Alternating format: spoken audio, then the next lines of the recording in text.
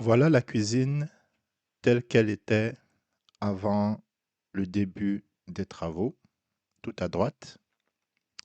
Et voilà ce qu'elle est devenue après. Entre ces deux images, mes mains, mes décisions, mon héritage. Hustle on the rise, mind and body sinking. Building dreams, burning fat, goals ain't shrinking. Grinding slim, yeah, we keep it winning. Level up, now the game beginning.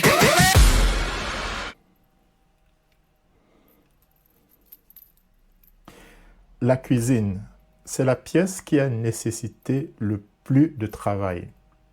La plus complexe, la plus coûteuse, celle qui a demandé le plus de décisions. Mais c'est aussi la pièce dont je suis le plus fier. Parce que ces murs que tu vas voir dans quelques instants, je les ai rénovés moi-même, de mes propres mains, et dans la maison de mes parents. Aujourd'hui, je te montre tout. Dans la vidéo précédente, je t'ai présenté le plan architectural complet, les modifications prévues, la vision globale. Aujourd'hui, on entre dans la première pièce, la cuisine et éventuellement le couloir, là où tout a vraiment commencé.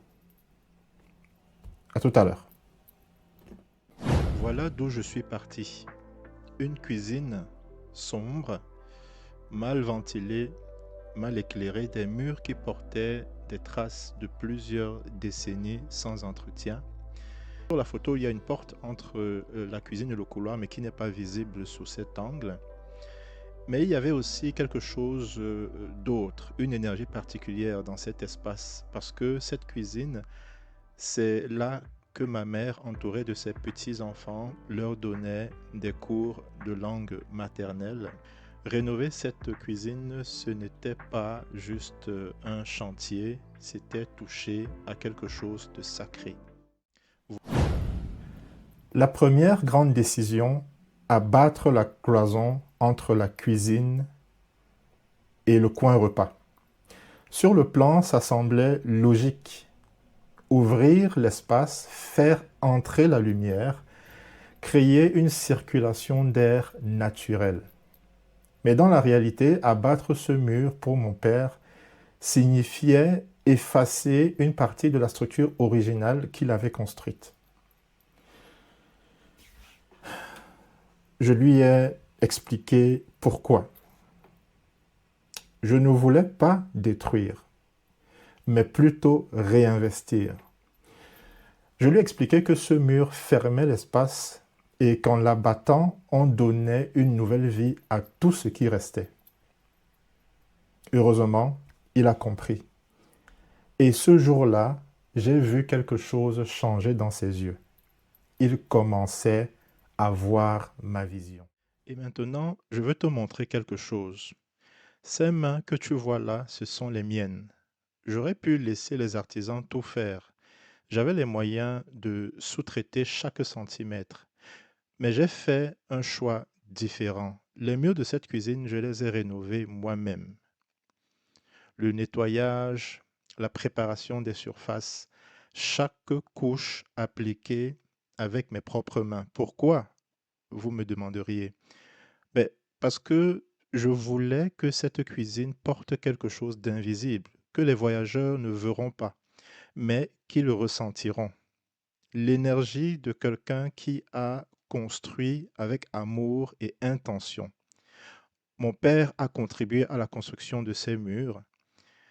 Moi, je les ai rénovés avec mes mains et un jour peut-être que ces petits-enfants feront quelque chose de nouveau avec ces mêmes murs.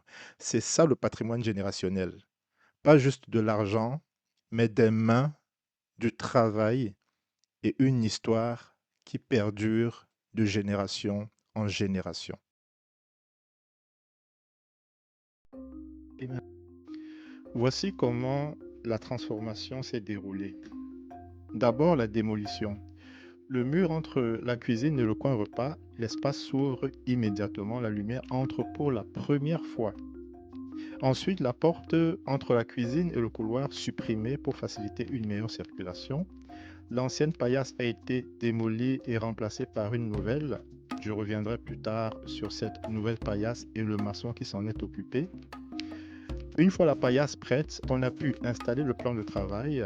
L'électricien est passé pour les nouvelles prises, le nouvel éclairage. J'ai décidé de ne pas enlever les carreaux, mais d'y ajouter du papier peint. Pour une raison très simple.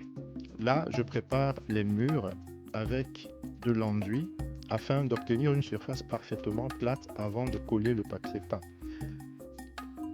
Et enfin, je me suis inspiré de la nature luxuriante et des oiseaux qui nous entourent dans ce quartier atypique de la capitale du Cameroun. C'est pour ça que j'ai choisi ces couleurs.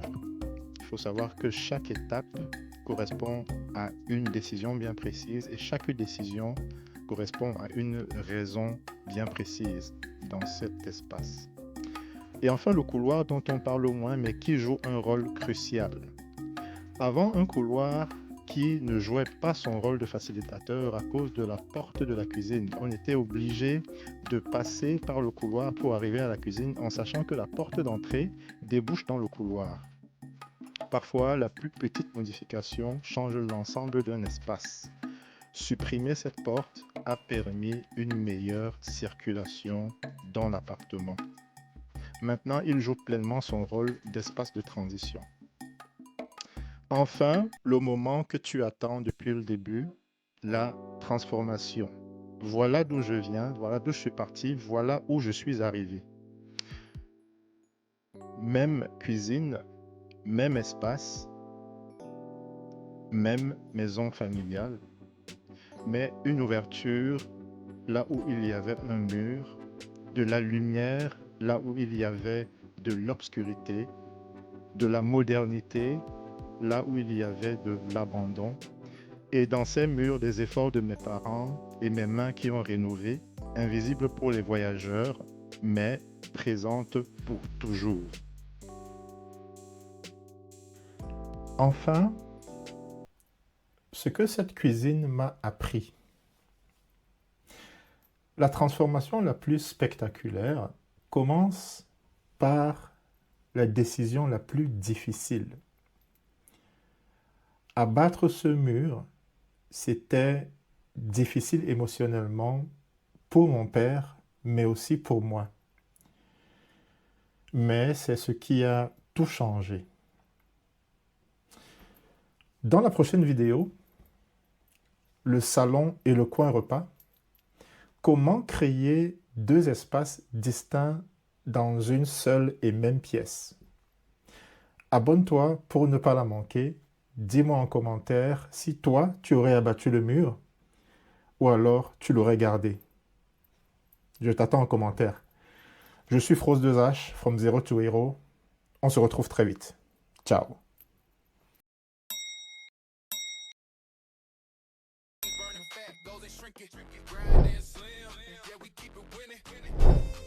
Level up, now the game beginning.